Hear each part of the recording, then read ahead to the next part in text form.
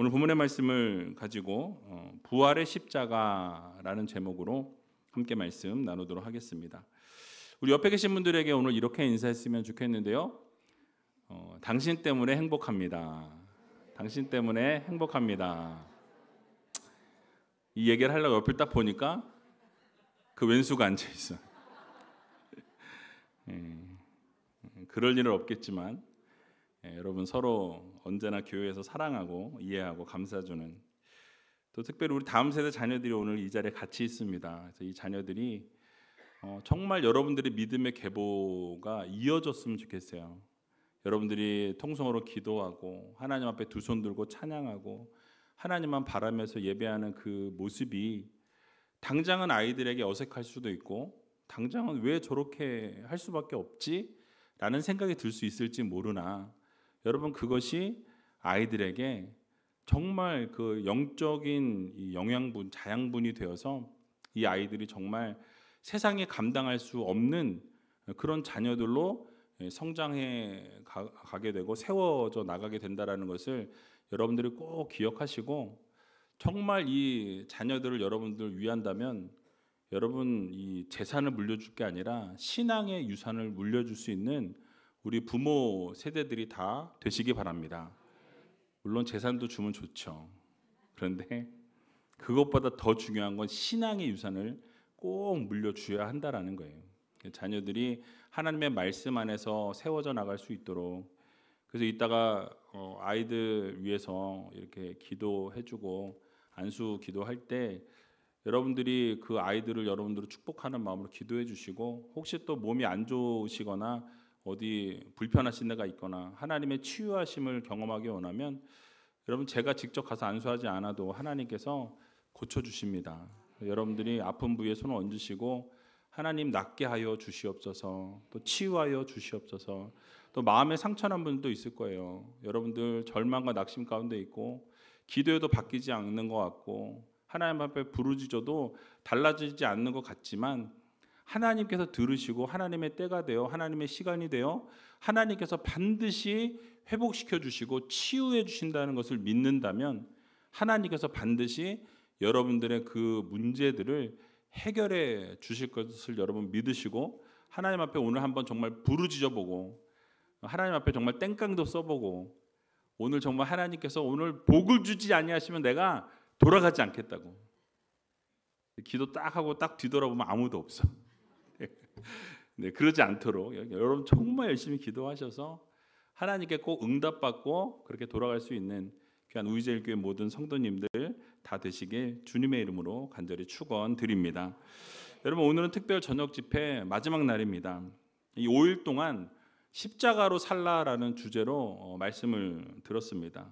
첫 번째 날부터 말씀을 생각해 보면 은혜의 십자가, 또 사랑의 십자가, 또 소망의 십자가, 능력의 십자가에 대해서 우리가 말씀을 들었죠.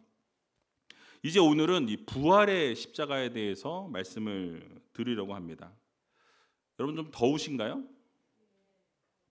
죄송한데 에어컨 한 개만 좀 켜주셨으면 좋겠네요. 다 틀면 너무 추워하실 것 같으니까 이 앞쪽에 있는 거 한 개만 목사님 좀 틀어주시면 조금 있으면 좀 시원해지실 거예요. 여러분 모두가 잘 아시는 말씀이고 어떻게 보면 참 뻔한 이야기입니다. 여러분 십자가에 대해서 다 아시잖아요. 예수 그리스도께서 이 땅 가운데 오셔서 우리를 위해 십자가를 지시고 물과 피를 다 쏟으시고 우리를 영원한 죄에서부터 영원한 생명으로 옮겨주셨다. 뭐 늘 같은 얘기, 별다르지 않은 얘기, 뭐 뻔한 이야기. 그런데 여러분 중요한 게 무엇이냐면 이 부활이 없이는 우리의 믿음이 헛것이라는 거예요. 여러분 부활이 없다면, 예수 그리스도의 이 십자가가 없다면 우리의 믿음은 아무것도 아니다라는 사실입니다. 부활이 없으면 모든 것이 다 무너져 내린다라는 거예요. 기독교의 중심은 부활 종교입니다. 기독교는 부활이 없이는 기독교가 아니라는 거예요. 그렇기 때문에 우리는 부활의 십자가를 꼭 붙들고 그 십자가로 살라는 하나님의 말씀대로, 예수 그리스도의 명령대로 그렇게 십자가를 꼭 붙들고 살아갈 수 있는 믿음의 성도님들이 다 되시기 바랍니다. 힘들 때 십자가를 붙들면 하나님이 힘을 주세요. 여러분, 어려움 가운데 좌절과 절망과 낙심 가운데 있을 때 그 십자가를 붙들면 하나님의 놀라운 능력의 은혜를 부어 주신다라는 것입니다. 여러분은 꼭 십자가를 그래서 붙들고 살아가셔서 정말 하나님이 놀라운 역사를 여러분의 삶에 부어주시도록. 그래서 날마다 교회에서 이야기할 때 뭐 맨날 드라마 이야기하고 뭐 누구 막 난도질하면서 뭐 이 사람 저 사람 뒷담화라고 하죠. 뒷담화라 그러면 좀 그러니까. 근데 그런 게 아니라 정말 우리가 모일 때마다 하나님의 말씀을 나누고 은혜를 나누고 한 주간 동안 하나님의 말씀을 붙들고 십자가를 붙들었더니 하나님이 이런 능력을 주시더라, 이런 은혜를 주시더라, 이런 것들을 나누며 살아갈 수 있는 귀한 우리제일교회 모든 성도님들이 다 되시기 바랍니다. 여러분들, 오늘 읽었던 이 본문의 이 앞부분부터 쭉 내용을 보게 되면 요한복음 11장의 내용이 여러분 아주 깊은 슬픔의 말씀으로부터 시작되는 것을 우리는 보게 됩니다. 여러분이 잘 아시는 예수님이 정말 사랑하셨던 이 나사로가 병들어 죽게 되는 것을 보게 되죠. 그래서 그의 누이 마르다는 이 슬픔에 잠겨 있는 채로 예수님을 맞이하는 것을 우리는 보게 됩니다. 자, 그런데 오늘 읽진 않았지만 요한복음 11장 21절을 보게 되면 마르다가 예수님께 이렇게 고백하는 것을 보게 됩니다. 우리 같이 한번 읽어보겠습니다.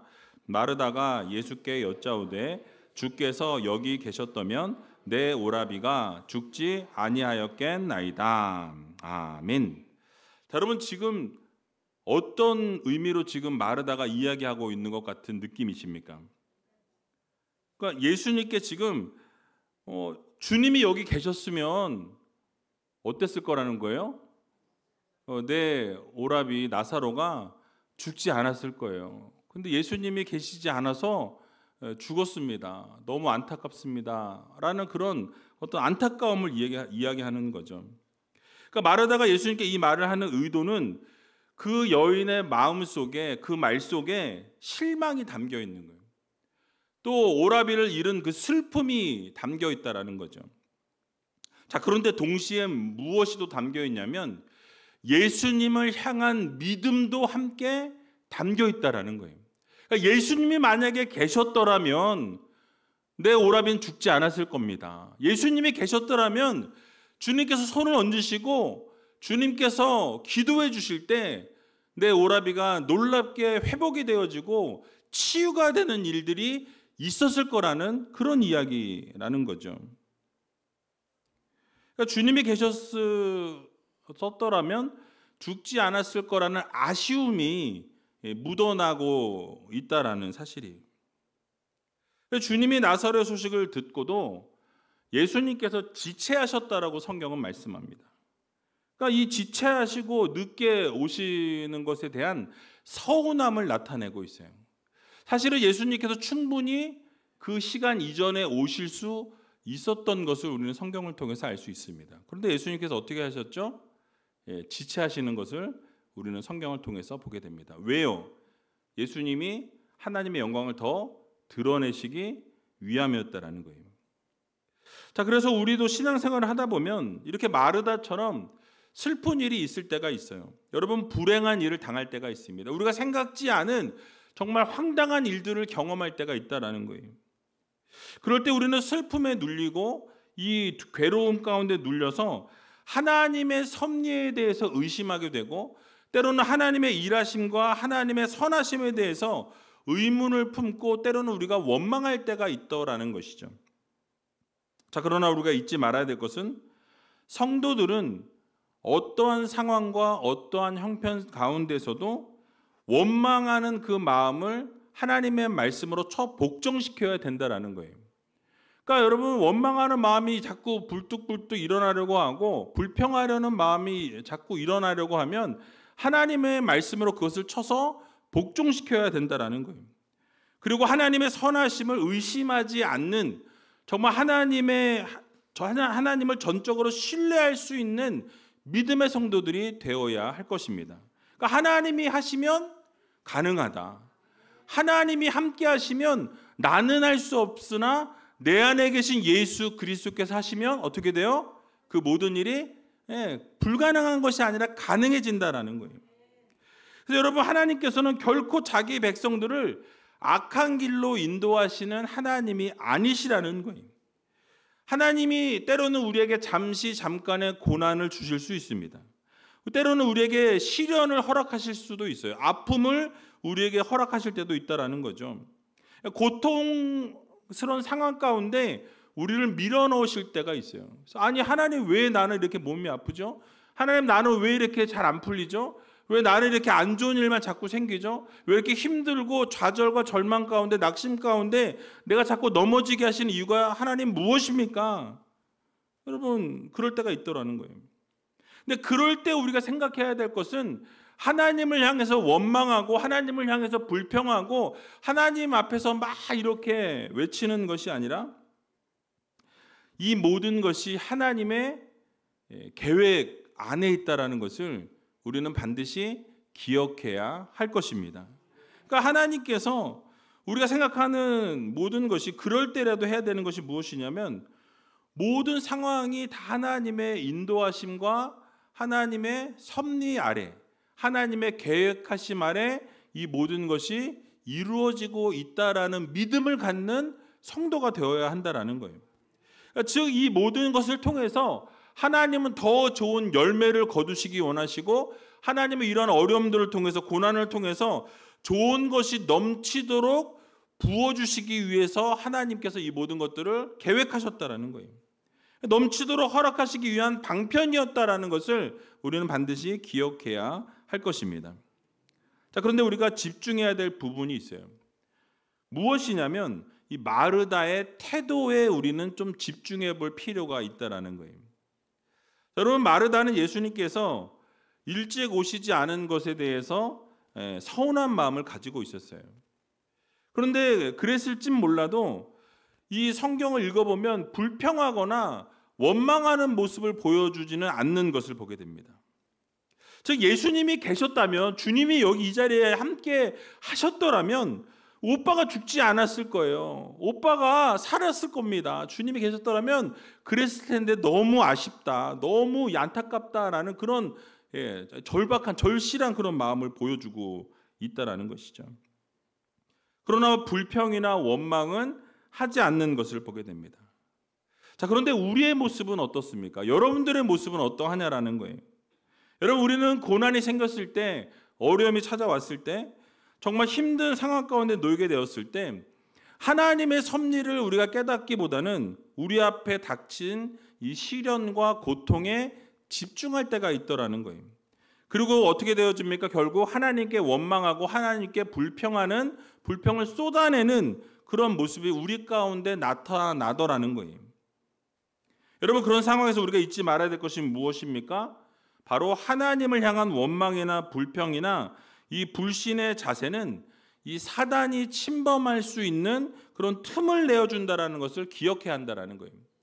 여러분들이 원망을 쏟아놓고, 여러분들이 불평을 쏟아놓고, 여러분들이 그런 좋지 않은 일들에 대해서 계속해서 이야기하는 그 순간에 여러분, 그때 사단은 즐거워하면서 기뻐하면서 역시 내 계획대로 되고 있어, 그러면서 여러분들이 틈을 내어주는 상황이 펼쳐지게 된다는 것이죠.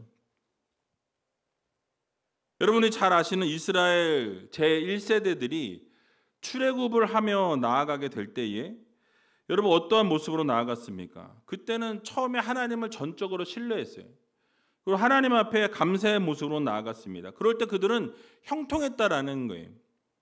그래서 애굽 왕의 이 바로의 권세도 그들이 결국 이겨냄으로 말미암아서 출애굽하게 되는 은혜를 입게 되는 것을 우리는 보게 되죠. 자, 그런데 그들이 얼마 지나지 않아서 광야에 도착하게 됩니다. 그리고 광야에서부터 어떻게 되어집니까? 불평과 불만을 쏟아내기 시작하는 것을 보게 되죠. 원망을 쏟아내기 시작합니다. 결국 하나님의 징계 속에서 그들은 멸절되었다라고 성경 말씀하고 있어요.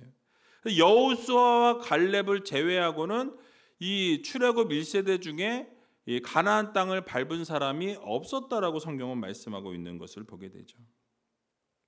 여러분, 그러나 불행 속에서도 하나님께 감사하는 성도들은 하나님의 은혜와 권능을 불러일으키는 것을 우리는 또 성경을 통해서 보게 된다는 거예요. 여러분, 욥이 어떠했습니까? 욥이 어마어마한 시험을 당했어요. 극심한 시련을 당했습니다. 근데 그렇게 시련을 당하고 그렇게 고통스러워하고 모든 자녀들이 다 죽게 되고 모든 재산을 다 잃게 되고 자신이 병까지 얻게 되어서 이 기화를 가지고 긁지 않으면 견딜 수 없는 상황 가운데 놓이게 되었을 때, 여러분, 그럴 때에도 욥은 어떠했습니까? 하나님을 원망하지 않았다라고 말씀해요. 그 입술로 범죄하지 않았다라고 성경은 말씀합니다.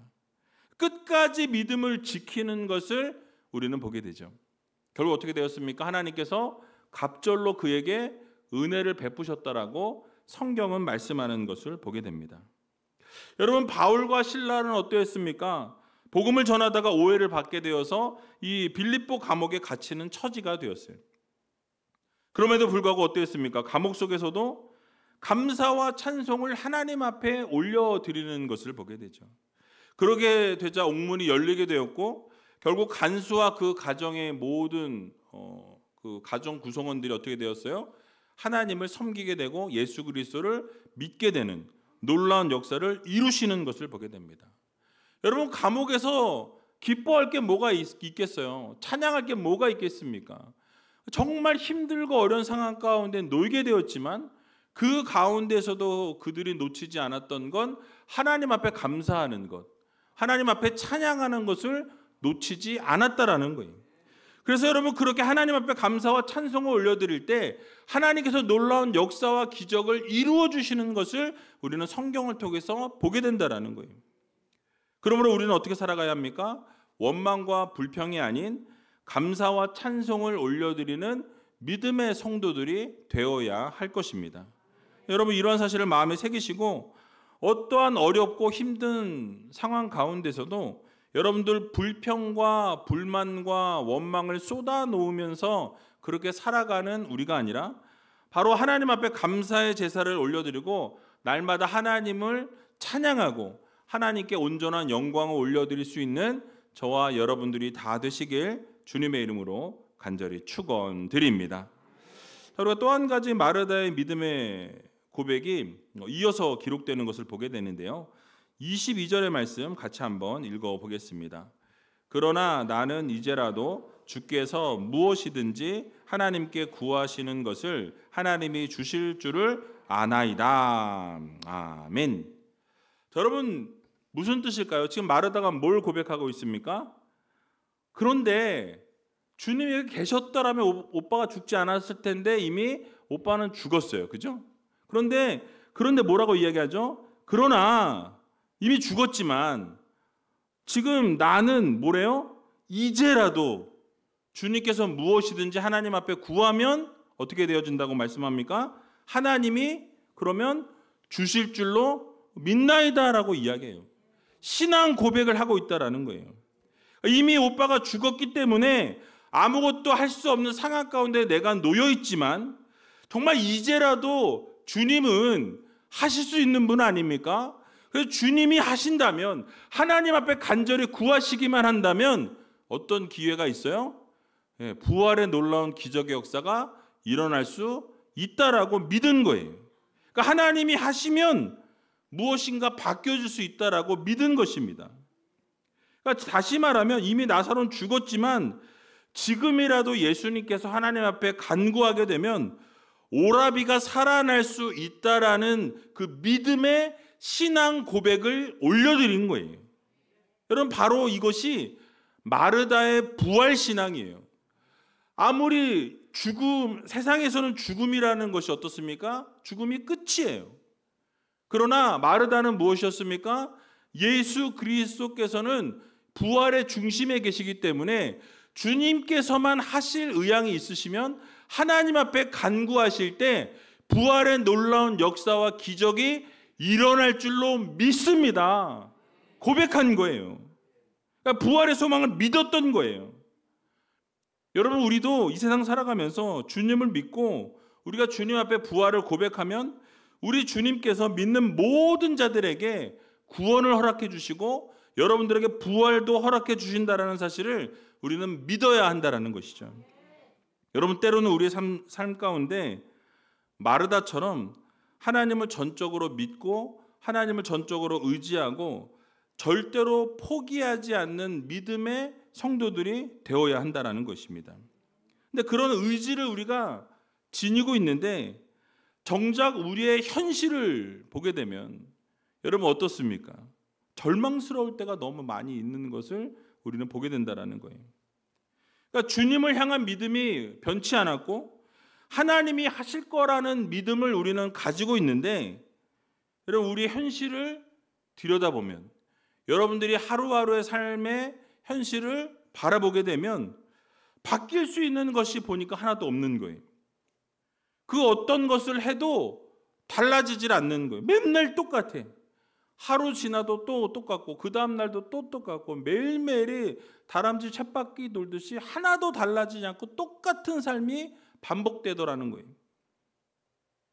끝없는 어두운 터널을 지나고 있는 상황 가운데 놓인 것 같은 그런 나의 삶을 보게 된다는 거예요. 아니 지금 그런 어두운 삶에 그런 상황 가운데 그런 터널을 통과하고 계신 분들이 있는 줄로 압니다. 그러나 오늘 본문에 나와 있는 이 마르다와 같이 감정은 요동치지만 끝까지 포기하지 아니하고 이 믿음과 의심 사이에서 이 줄다리기를 하다가 결국은 낙심이 아니라 좌절이 아니라 절망이 아니라 뭘 붙들어요? 소망을 붙드는 거예요. 하나님 나라를 꿈꾸는 겁니다. 부활을 바라볼 때 하나님께서 놀라운 기적의 역사를 이루신다라는 사실을 여러분들 모두 믿으시기 바랍니다. 왜냐하면 하나님은 언제나 신실하신 분이기 때문에 그래요. 여러분이 끝까지 하나님을 신뢰하고 하나님을 끝까지 붙들고 나아가게 되면 결국 하나님께서는 여러분의 삶에 놀라운 기적의 역사를 이루신다라는 사실을 여러분들 모두 믿으시기 바랍니다. 마르다의 고백과 같이 우리 예수님께서는 하나님과 직접 교통하시는 주님이셨어요. 하나님 앞에 기도를 올려드릴 때 하나님께서는 예수 그리스도의 그 기도를 외면치 않으셨다라는 거예요. 그 기도를 들어주시는 하나님의 독생자 예수님이셨다라는 것을 우리는 잊지 말아야 한다라는 거예요. 여러분 그렇습니다. 우리 주님께서는 우리의 구원이 되어주시고 우리의 중보자가 되어주시고 하나님과 동등된 주님이십니다. 그리고 주님이 여러분들을 위해서 중보하시겠다는데, 여러분들을 위해서 구하시겠다는데, 그러면 여러분 하나님이 어떻게 하시겠어요? 그 기도를 절대로 외면치 않으신다라는 거예요. 반드시 들어주신다라는 거예요. 여러분 오늘 이 밤에 하나님 앞에 부르짖을 수 있는 기회가 열려져 있어요. 하나님 앞에 부르짖으면 하나님은 절대로 외면치 않으시고 여러분들의 그 기도 제목 가운데 함께하여 주시고 맡겼던 것이 뚫어지는 역사를 이루시고 묶였던 것이 풀어지는 놀라운 역사와 기적을 이루신다라는 것을 여러분들 모두 믿으시기 바랍니다. 그러니까 하나님께서 만져주시면 완전한 치유와 완전한 회복이 일어나게 된다는 거예요. 인간은 할 수 없으나 하나님은 가능하시다라는 거예요. 사람의 손으로 할 수 없으나 하나님은 기적을 이루시고 역사를 이루시는 전지전능하신 하나님이시라는 것을 여러분 모두 믿으시기 바랍니다. 그러므로 우리 모두는 어떠한 상황과 어떠한 형편 속에서도 소망을 놓치지 말고 희망을 붙드는 성도들이 되어야 한다는 거예요.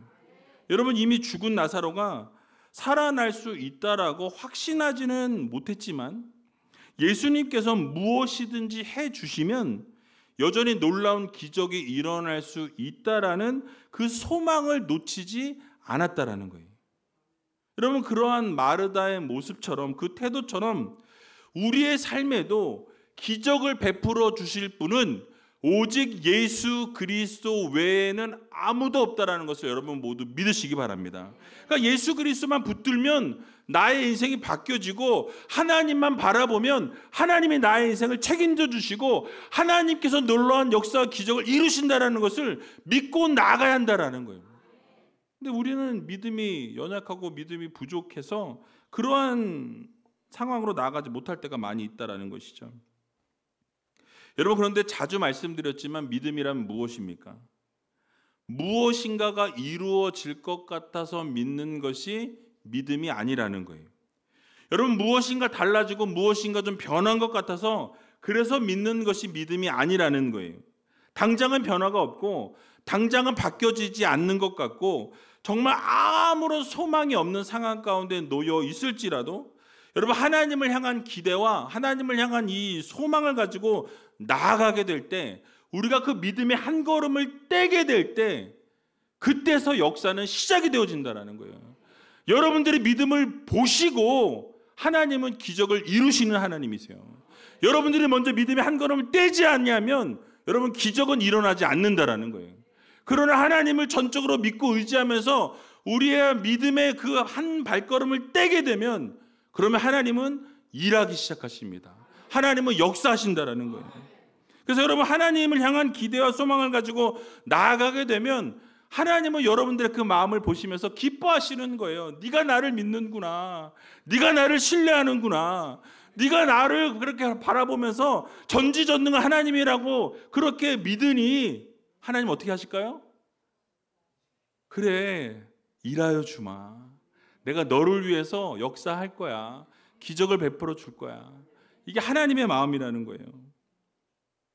여러분, 결국 우리가 이 세상 살아갈 때 언제나 하나님을 바라보면서 믿음을 붙들고 소망을 가지고 나아가면 하나님은 반드시 이루어 주시고 선한 길로 좋은 길로 인도해 주시는 하나님이시라는 것을 여러분 모두 믿으시고, 오늘 이 밤에 여러분 하나님 앞에 부르짖음으로 여러분들의 모든 기도가 응답되어지는, 여러분들의 모든 문제가 해결되어지는 귀한 그런 기적의 밤이 바로 오늘 2025년 4월 18일 특별 저녁 집회 마지막 날이 되기를 주님의 이름으로 간절히 축원드립니다. 여러분, 이제 그런 마르다의 고백에 예수님께서 반응하시면서 대답하시는 것을 우리가 보게 되죠. 오늘 본문 25절과 26절 말씀인데요, 같이 한번 읽어보겠습니다. 예수께서 가라사대 나는 부활이요 생명이니 나를 믿는 자는 죽어도 살겠고 무릇 살아서 나를 믿는 자는 영원히 죽지 아니하리니 이것을 내가 믿느냐. 아멘. 여러분, 사실 죽음은 우리가 정복할 수 없는 영역입니다. 사람은 그래서 이 죽음이라 그러면 두려워한다라는 거예요. 이 죽음이라는 것은 근데 인간이 피할 수 없는 현실이라는 거죠. 모든 생명의 끝이 이 바로 죽음이라고 생각하고 그렇게 보여진다라는 거예요. 그러니까 심지어는 믿음의 사람들조차도 죽음을 마주하게 될 때 그 마음이 흔들리게 된다라는 거죠. 자, 그런데 예수님께서 이 죽은 나사로의 누인 마르다에게 가장 결정적인 순간에 가장 놀라운 말씀을 전해주시는 것을 우리는 보게 됩니다. 나는 부활이요 생명이라고 말씀하세요. 그러니까 주님이 부활이실 뿐만 아니라 주님은 곧 생명이라고 말씀하시고 정의해 주시는 것을 보게 됩니다. 이 말씀을 통해서 부활 자체가 바로 예수님의 존재 그 자체이시라는 것을 선포하고 있는 거예요. 그러니까 예수님은 부활이시면서 예수님은 곧 생명이시다. 그래서 예수님을 붙드는 자에게 부활이 있고 예수님을 붙드는 자에게 생명이 있고 놀라운 기적의 역사가 예수 그리스도를 통해서 나타나게 된다는 것을 우리들에게 말씀해 주고 있는 거예요. 다시 말씀드리면 예수님께서 부활하셨기 때문에 생명을 주시는 것이 아니라 예수님 그 자체가 바로 생명이시기 때문에 부활 자체이시고 그렇기 때문에 우리에게 생명을 주실 수 있는 하나님이시라는 것입니다. 이 말씀은 십자가에서의 이 죽음조차도 예수님의 주권 아래 있었다라는 것을 말씀해 주고 있어요. 그러니까 예수님께서 십자가에 달려 돌아가실 때 누군가에 의해서, 사람들의 눈에는 누군가에 의해서, 로마 병정에 의해서 또 다른 세력들에 의해서 억지로 죽임을 당하신 것처럼 보여지지만 사실은 주님께서 스스로 이 목숨을 내어 주셨다라는 거예요. 무엇을 위해? 우리의 죄를 용서해 주시기 위해서. 여러분들을 영원한 생명으로 인도해 주시기 위해서 본인이 그 십자가를 어떻게 하신 거예요? 스스로 지셨다라는 거예요. 그런데 그 죽으신 것에서 멈추신 것이 아니라 그 죽음을 이기시고 다시 살아나신, 사흘 만에 부활하신 분이 바로 우리 예수 그리스도이심을 여러분 모두 믿으시기 바랍니다. 그렇기 때문에 예수 그리스도를 믿는 자에게 부활이 있고 그 예수 그리스도를 믿는 자에게 생명이 있다라는 것을 여러분 믿으셔야 된다는 거예요. 그래서 요한복음 10장 17절에서 18절에 보게 되면 이렇게 말씀하고 있습니다. 같이 한번 읽어보겠습니다. 아버지께서 나를 사랑하시는 것은 내가 다시 목숨을 얻기 위하여 목숨을 버림이라. 이를 내게서 빼앗는 자가 있는 것이 아니라 내가 스스로 버리노라. 나는 버릴 권세도 있고 다시 얻을 권세도 있으니 이 계명은 내 아버지에게서 받았노라 하시니라. 아멘. 뭐라고 말씀하세요? 주님께서 이 생명을 스스로 나는 버렸다라고 말씀해요. 십자가에 내가 나 자신을 못 박았다라고 말씀합니다. 그러면서 버릴 권세도 있고 취할 권세도, 얻을 권세도 나에게 있다라고 주님이 말씀하시는 것을 보게 되죠. 그러니까 결국 예수님은 자발적으로 자신을 십자가에 들이심으로 희생을 자발적으로 하셨다라는 거예요. 그러니까 능동적이고 의도적인 희생을 하셨다라는 것을 우리들에게 말씀해주고 있는 부분입니다. 즉 예수님의 십자가는 무력한 패배가 아니라는 거예요. 완전한 순종의 승리라는 것을 여러분 모두 믿으시기 바랍니다. 그러니까 하나님의 말씀에 순종함으로 완전한 순종을 이루심으로 승리하셨다라는 거예요. 결국 예수님께서는 죽음을 이기시고 스스로 부활하셨을 뿐만 아니라 지금도 살아계셔서 생명의 주인으로 다스리고 계신다라는 사실을 여러분들 모두 믿으시기 바랍니다. 그래서 여러분 그 생명의 주인이 누구세요? 우리 하나님이세요. 우리 예수 그리스도이십니다. 결국 십자가는 약함이 아니라는 거예요. 생명의 주권을 가지신 예수 그리스도의 선택이라는 것입니다. 그래서 그 부활은 생명의 주인이 되신 예수님께서 죽음을 이기시고 우리에게 영원한 생명을 선물해 주신 은혜라는 것을 여러분 모두 기억하시기 바랍니다. 그러니까 여러분 얼마나 우리가 큰 은혜를 받은 자들입니까? 여러분 주님께서 생명을 내어주셔서 여러분들을 핏값을 주고 사셨다라고 말씀을 들었어요. 그러니까 여러분 한 분 한 분은 너무너무 존귀한 사람들인 거예요. 주님께서 생명을 내어주시기까지 사랑하셔서 구원하신 분이라는 거예요. 그러니까 여러분 한 분 한 분이 얼마나 귀합니까? 얼마나 귀해요. 옆에 있는 분들 한번 보세요. 너는 뭐냐? 너무 귀하지 않습니까? 너무 사랑스럽지 않습니까? 사랑스러운 이유가 뭐예요? 아, 이분이 예수 그리스도께서 생명을 던지시기까지 사랑하신 하나님의 아들이고 하나님의 딸이구나. 그럼 여러분 너무 귀해 보이지 않아요? 너무 이뻐 보이지 않습니까? 너무 사랑스러워 보이지 않습니까?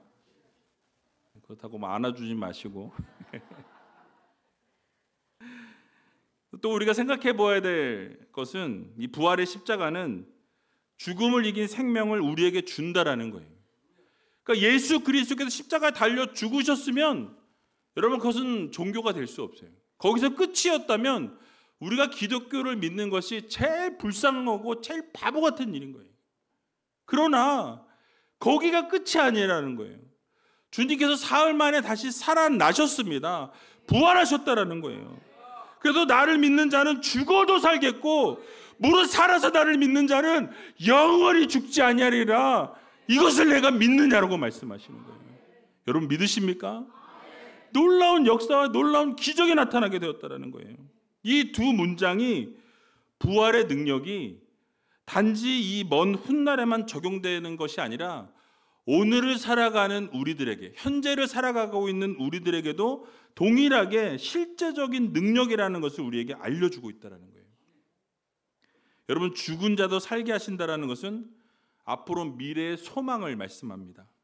또한 살아서 믿는 자는 영원히 죽지 않게 하신다라는 현재의 생명을 말씀하고 있어요. 즉 예수 그리스도를 믿는 자들은 여러분 지금의 삶에서부터 영원까지의 삶을 누가 책임져 주시는 거예요? 우리 예수 그리스도께서 책임져 주시는 거예요. 지금부터 예수 그리스도를 나의 구세주로 영접하고 주님이 나의 하나님이심을 우리가 믿고 그렇게 주님을 내 마음속에 모시고 그렇게 십자가를 지고 십자가를 붙들고 살아가는 인생은 오늘날의 그 현재 인생뿐만 아니라 여러분들의 영원한 인생까지도 하나님이 책임져 주신다는 사실을 믿으시기 바랍니다. 그러면 두려울 게 없는 거예요. 병이 들어도 무서울 게 없는 거예요. 오늘 죽어도 하나님이 나를 구원하실 것이기 때문에 여러분 두려울 것이 무엇입니까? 하나님이 놀라운 치유를 이루시고 회복을 이루신다는 거예요. 그래서 여러분 예수 그리스도를 믿는 자들이 이제는 지금의 삶뿐만 아니라 여러분들의 영원한 생명까지도 아버지 하나님께서 여러분들의 삶을 책임져 주신다라는 약속의 말씀을 주고 계세요. 요한복음 5장 24절을 보게 되니까 이렇게 말씀하죠. 같이 한번 읽어보겠습니다. 내가 진실로 진실로 너희에게 이르노니 내 말을 듣고 또 나 보내신 이를 믿는 자는 영생을 얻었고 심판에 이르지 아니하나니 사망에서 생명으로 옮겼느니라. 아멘. 여러분 놀라운 말씀 아닙니까? 하나님 예수 그리스도의 말씀을 듣고 나를 보내시느니 하나님을 믿는 자, 그 나를 보내신 이를 믿는 자에게는 어떻게 된대요? 첫 번째 영생을 얻는데요. 그러니까 예수 그리스도를 믿고 자신을 보내신 그 하나님을 믿는 자는 영원한 생명을 얻었다라고 말씀해요. 과거형입니다. 이미 예수 그리스도를 믿는 자, 여러분 예수 그리스도 믿으시죠? 여러분 영원한 생명을 얻은 분들이에요. 하나님을 믿으시죠? 여러분 그 하나님 믿는 자들에게 영원한 생명이 주어졌다라고 말씀합니다. 뿐만 아니라 심판에 이르지 아니한다라고 말씀해요. 거기다 사망에서 이제는 생명으로 옮겨졌다라고 말씀합니다. 결국 우리가 이 세상을 살아가면서 예수님의 말씀에 귀를 기울이고 우리 주님이 메시아이시고 구세주이신 것을 우리가 믿으면 영생을 얻었다라고 여러분 말씀하고 있어요. 여러분 얼마나 큰 축복입니까? 여러분 이거보다 더 큰 축복이 있어요? 영원한 생명, eternal life. 여러분이 얻었다라니까요. 별 감흥이 없으시고 그러든지 말든지 여러분 영원한 생명 얻었다라는 거예요. 여러분 뿐만 아니라 심판에 이르지 아니한다라고 말씀합니다. 사망에서 생명으로 옮겨졌다라고 말씀해요. 여러분 이거를 가만히 묵상해 보세요. 아, 하나님이 예수님을 내가 믿고 하나님이 나의 하나님이라고 믿었더니 하나님이 나에게 영원한 생명을 주신 거예요. 깨닫고 계십니까? 옛날에 그랬었던 것 같은데 지금은 아닌 것 같아요. 그런 분들도 있을지 모르겠어요. 너무 힘들어, 인생이 너무 힘들어. 점점 더 힘들어지고 또 힘들어지고 막 맨날 아프고 안 좋은 일만 생기고. 그러나 여러분 그 와중에도 우리가 잊지 말아야 될 것은 하나님이 나에게 여러분들에게 영원한 생명을 주셨다라는 거예요. 그거 하나만으로도 우리는 이 세상을 기쁨으로 살아갈 수 있는 거예요. 죽음에서 영원한 죽음에서 영원한 생명으로 옮기셨다라고 말씀합니다. 그러니까 죄의 이 저주 아래 있던 우리들을 하나님의 자녀로 하나님의 백성으로 삼아 주셨다라는 거예요. 여러분 얼마나 놀라운 은혜입니까? 여러분 이 부활의 십자가를 믿는 자들에게 이 일이 과거에 일어났지만 그 능력은 오늘을 살아가는 우리들에게도 동일하게 적용되어진다라는 거예요. 현재 내 삶에 적용됐다라는 것을 여러분 모두 믿으시기 바랍니다. 그러니까 이미 영원한 생명을 여러분 얻은 거예요. 그렇다고 이제 오늘 이제 딱 끝나고 나가서 나는 영원한 생명을 얻었으니 내 맘대로 살고 내 멋대로 살고 내 흥청망청 살아야지. 이건 절대로 하나님 원하시는 게 아니라는 거예요. 여러분 십자가에 이미 못 박힌 우리는 하나님의 것입니다. 예수 그리스도의 거예요. 그럼 우리의 삶이 어떻게 되어야 돼요? 변해야 돼요. 변해야 돼요. 백날 은혜 받아도 달라지지 않으면, 바뀌지 않으면 여러분 아무 소용이 없어요. 은혜 받은 것 같은데 일주일 뒤에, 한 달 뒤에 보니까 내가 똑같아. 저 인간 여전히 미워. 그 인간 인사 안 해. 왼수야. 여러분 그러면 그건 은혜 받은 게 아니에요. 왜요? 달라지지 않았으니까. 생명을 얻었는데, 내가 완전히 이 죄 가운데서 생명으로 옮겨졌는데, 그런데 나는 그거에 감사하지 못하고 여전히 내 마음이 달라지지 않고 변하지 않는다면 여러분 그건 진짜 은혜 받은 게 아니라는 거예요. 여러분, 그래서 이 공식이 성립되어지는 것입니다. 바로 십자가의 그 은혜가 과거에 일어난 일이지만 그 십자가의 부활을 믿는 자, 십자가의 영광을 믿는 자, 예수 그리스도를 믿는 자에게는 여러분 영원한 생명이 주어졌고 심판에 이르지 아니하고 사망에서 생명으로 옮겨졌음을 여러분들 모두 믿으시기 바랍니다. 그래서 여러분, 예수님께서 십자가에서 뭐라고 선포하세요? 맨 마지막에 다 이루었다라고 말씀하세요. 내가 이제 다 이루었다. 다 이루었다. 그 이후에 부활을 통해서 그 약속이 확증되어졌다라는 거예요. 그 사실을 믿는 자들은 지금 이 순간부터 영생을 누리는 삶을 살게 되고 생명이 그 삶을 살아갈 수 있도록 옮겨주셨다라고 말씀하고 있습니다. 여러분 그렇습니다. 영생은 죽어서 천국에 가는 것만을 의미하지 않아요. 그러니까 예수 그리스도와 함께 살아가는 것, 그래서 예수님과 함께하는 생명과 또 죄에서 해방된 이런 자유와 죽음을 두려워하지 않는 믿음의 삶이 영생의 실제라고 말할 수 있다는 거예요. 여러분 첫째 날에 말씀드린 것처럼 이제 우리는 더 이상 죄 가운데 있지 않다라고 말씀을 드렸습니다. 여러분들의 죄의 노예가 이제는 더 이상 아니라는 거예요. 여러분 이 사단은요 너무 영악해요. 너무 머리가 좋아서 어떻게든 여러분들을 긁어놓고 여러분들이 어떻게 해요? 어떻게든 하나님과 떨어지게 하고 하나님과 멀어지게 하고 하나님을 등지게 한다라는 거예요. 그래서 어떻게든 나의 노예로, 죄의 노예로 삼으려고 하는 것이 어둠의 세력들의 장난질이라는 거예요. 근데 여러분 그러나 우리는 이미 심판에 이르지 않는다라고 말했어요. 여러분들은 이미 사망에서 생명으로 옮겨진 하나님의 자녀라고 말씀합니다. 더 이상 죄의 노예가 아니에요. 어둠의 자식들이 아니라는 거예요. 여러분 이 사실 잊지 말아야 된다는 거죠. 예수님께서 죽음에서부터 부활하셨기 때문에 이 부활하신 주님 안에 거하는 우리도 역시 이 어두움의 이 사망을 넘어선 믿음의 자녀들이라는 것을 여러분들 모두 마음 깊이 새기시기 바랍니다. 예수님의 부활의 십자가를 믿는 우리는 여러분 이미 영생을 얻었고 여러분 이미 심판을 면제받았고 여러분 죽음에서 생명으로 옮겨졌다라는 이 사실을 여러분들 모두 믿으시기 바랍니다. 이제 마지막으로 예수님께서 한 가지 결론을 내리시는 것을 보게 되죠. 아까 읽었던 요한복음 11장 26절 하반절을 보면 이러한 사실을 내가 믿느냐라고 주님은 물어보세요. 뭘 말씀하시는 걸까요? 바로 부활의 십자가를 통해서 우리의 믿음을 요구하고 계신 거예요. 네가 믿느냐라고 했을 때 여러분 우리는 어떻게 대답해야 됩니까? 예, 아멘, 믿습니다 라고 대답하는 성도들이 되어야 된다는 거예요. 근데 믿는다라는 것이 그냥 믿음에서 끝나는 게 아니에요. 신앙적 결단을 요구하는 거예요. 여러분 그렇게 살기로 결단하고 결단했으면 실천으로 이제는 옮겨야 된다는 거예요. 여기까지 가야 진짜 변화가 일어나는 거예요. 들은 말씀 은혜롭고 참 좋았어. 내 삶에 그런 삶이 필요하지.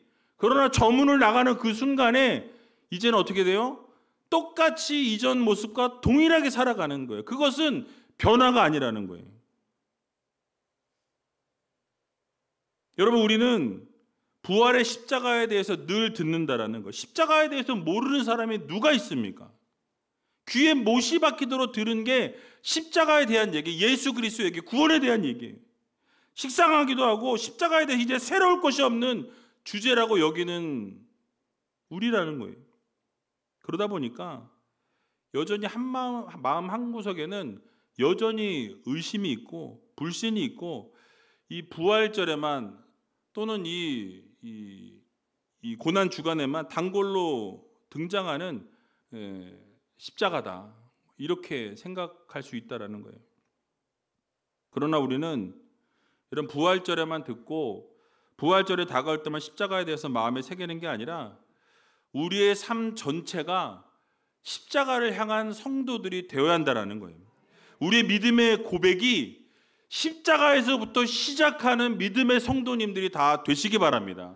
그래서 십자가에 나를 못 박고 나는 없고 예수 그리스도로 사는 삶, 이제는 나를 드러내는 삶이 아니라, 나를 나타내는 삶이 아니라 내 안에 예수 그리스도가 사는 인생. 그래서 예수님이 하시는 그 어렵고 힘든 그 고난의 길을 나도 걷기를 원해서 그 길을 걸어가는 인생. 그래서 때로는 힘들고 어렵지만 주님이 그 고통을 당하셨기에 나도 그 고통을 당하기로 결단하는 그 인생. 그러한 인생이 진짜 십자가의 길을 걷는 믿음의 성도들의 모습이라는 것을 우리는 반드시 기억해야 한다는 거예요. 주님께서는 내가 이것을 믿느냐고 물으신다라는 거예요. 여러분, 그럴 때 마르다가 뭐라고 대답했습니까? 우리 같이 한번 27절 말씀을 함께 읽어보도록 하겠습니다. 가로되 주여 그러하여다. 주는 그리스도시요 세상에 오시는 하나님의 아들이신 줄 내가 믿나이다. 아멘. 여러분, 이 마르다의 이 신앙 고백은 단순한 신앙 고백이 아니라 이 부활의 주님 앞에서 자신의 삶 전체를 믿음으로 맡기는 그 믿음의 응답이었다라는 거예요. 여러분, 오늘도 주님께서는 여러분들 한 분 한 분에게 묻고 계신다라는 거예요. 내가 부활이고 내가 생명인데 네가 그 사실을 믿느냐? 물으신다라는 거예요. 여러분, 뭐라고 대답하시겠습니까? 아멘으로 대답해야죠. 예, 그렇습니다. 우리도 그렇게 될 것을 믿는다라는 동일한 고백을 하나님 앞에 올려드려야 된다라는 거예요. 주님만 바라보고 주님만 구하고 주님께서 원하시는 삶을 그렇게 살아가기 위해 다짐하고 결단하고 그 결단한 대로 그렇게 실천하고, 그래서 내 삶이 변화되어지고 하나님 기뻐하시는 모습으로 세워져 나가는 믿음의 성도들로 거듭나야 된다라는 거예요. 여러분, 이것이 바로 하나님이 기뻐하시는 성도들의 모습이라는 거예요. 여러분, 우리는 이 마르다의 고백을 통해서 깨달을 수 있는 것이 있습니다. 바로 조금 전에도 말씀드렸지만 믿음이라는 것은 어떤 정보나 어떤 감정에 치우치는 게 아니라 결단이에요, 결단. 여러분, 결국 믿음이라는 것은 믿음이 있다 없다를 판단할 수 있는 기준은 내가 그렇게 살기로 결단하느냐 결단하지 못하느냐의 차이입니다. 예수님께서 이것을 내가 믿느냐라고 하실 때 단순한 지식 테스트가 아니라는 거예요. 예수님께서 물으신 그 진리의 말씀에 대해서 마르다가 그 삶으로 지금 받아들이고 있느냐 아니냐라는 거예요. 네가 그렇게 삶으로 적용하느냐 아니냐, 반드시 삶과 연결되어져야 한다라는 것을 우리들에게 말씀해 주고 있는 것입니다. 네가 삶으로 정말 받아들였니? 그래서 그렇게 살기로 결단했니? 그리고 그 결단한 삶을 그렇게 지금 살아내고 있니? 하나님이 물으신다라는 거예요. 여러분, 주일에 말씀을 듣고 은혜를 받고 저 문을 나가는 그 순간 그 설교를 잊어버리는 것이 아니라 그 받은 말씀을 붙들고 일주일 동안 말씀과 씨름하면서 그 말씀이 가라는 곳에 가고 멈추라는 곳에 멈추는 성도들이 되어야 된다라는 것입니다. 하나님의 말씀대로 살기 위해서 몸부림치는 삶을 살아가는 거예요. 여러분, 사실 마르다는 오빠의 죽음을 맞이하여 고통의 자리에 있었어요. 눈물과 아픔과 이해할 수 없는 그런 상황 가운데 놓이게 되어 있을 때에 예수님으로부터 질문을 받았다라는 거예요. 그런데 그렇게 슬픔 중에도 고통 중에도 그렇게 힘든 상황 가운데서도 조금의 흔들림도 없이 예, 나는 믿습니다, 아멘이라고 대답하는 걸 보게 되죠. 감정이 아닌 신앙의 결단으로 삶 전체를 믿음으로 반응하는 그런 모습을 마르다가 우리들에게 보여주고 있다는 거예요. 여러분, 사실 우리의 믿음이 진짜인지 가짜인지를 구별할 수 있을 때가 언제이냐면 여러분들의 상황이 좋지 않을 때 여러분들의 믿음이 빛이 난다는 거예요. 여러분, 상황이 좋지 아니하고 이해할 수 없는 일들이 일어나고 문제가 생겼을 때라는 거예요. 정말 그때에도 여러분들의 믿음이 흔들리지 아니하고 여러분들의 신앙이 흔들리지 아니하고 오직 나는 예수 그리스도 한 분만으로 나는 만족하고 하나님을 붙들고 십자가를 붙들고 부활의 그 소망을 가지고 하나님만 바라보며 살아가고 있는가를 여러분들 들여다 보시라는 거예요. 그때에도 하나님을 전적으로 신뢰하고 있다면 여러분들의 믿음을 하나님이 인정하신다라는 거예요. 부활의 십자가를 붙들고 소망을 끝까지 놓치지 않고 하나님을 향한 신뢰를 보이는 모습을 가지고 살아간다면 여러분, 그 사람의 믿음을 우리가 알 수 있다라는 사실이에요. 또 한 가지는 마르다가 고백한 그 순간이 바로 장례식 이후였거나 기적을 본 이후에 고백한 것이 아니라는 사실입니다. 아직도 아무런 일이 일어나지 않은 절망적인 상황 가운데에서 믿음의 고백을 이루었다라는 거예요. 자신의 믿음을 고백하고 그 믿음을 지켜냈다라는 거예요. 즉 믿음은 지금 여기서 고백되어져야 한다라는 거예요. 그 마르다의 오빠가 살아나는 것을 본 이후에 예수님을 믿기로 결단한 것이 아니라 아무런 일이 일어나지 않았음에도 불구하고 당장 어떤 것이 변화되어지지 않았음에도 불구하고 그 예수님의 질문을 듣고 그 즉시로 평소 자신의 믿음을 예수님께 고백했다라는 사실이에요. 여러분, 이것이 진짜 믿음인 거예요. 여러분, 예수님께서 오늘도 이 순간도 이 자리에서 여러분들에게 여러분의 믿음을 물어보십니다. 그러면 여러분, 우리는 어떻게 대답해야 하겠습니까?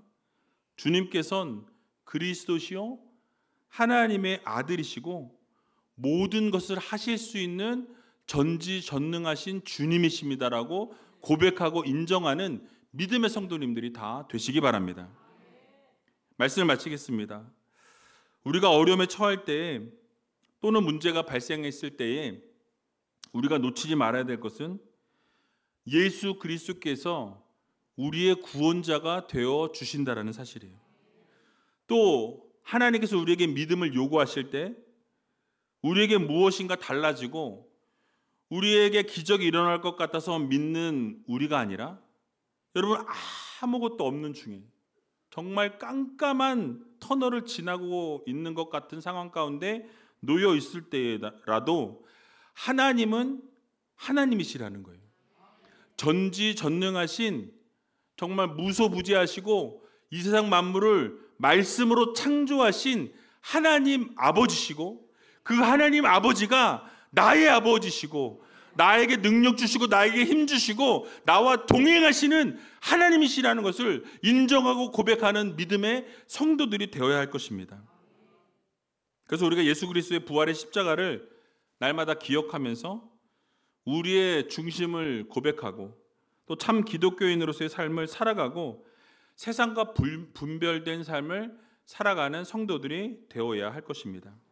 여러분, 이번 5일 동안 주님께서 주신 말씀을 여러분들 붙드시고 그 말씀 가운데서 승리하시고 그 말씀이 가라는 곳에 가고 멈추라는 곳에 멈추시고 혹시라도 주님과 만났던 그 첫사랑 잃어버리고 혹시라도 지금 하나님과 멀어져 있는 삶을 살아가고 계시는 분이 이 자리에 계시다면 여러분, 오늘 함께 우리가 부르짖고 기도하는 가운데 하나님이 어루만져 주셔서 다시 복음이 우리를 붙들고 예수 그리스도의 그 십자가가 우리의 삶을 사로잡고 이제는 어둠의 세력과 어둠의 권세 아래 있지 아니하고 오직 생명으로 옮겨졌음을 우리가 하나님 앞에 신앙을 고백하면서 다시 회복시켜 달라고 간구할 때 정말 하나님께서 놀라운 기적 역사를 이루시고 놀라운 회복을 이루신다라는 것을 여러분 모두 믿으시고 날마다 오늘 함께 부르짖으면서 기도함으로 하나님을 직접 대면하여 만나는 귀한 우이지엘교회 모든 성도님들 또한 우리 다음 세대 자녀들이 다 되시길 주님의 이름으로 간절히 축원드립니다.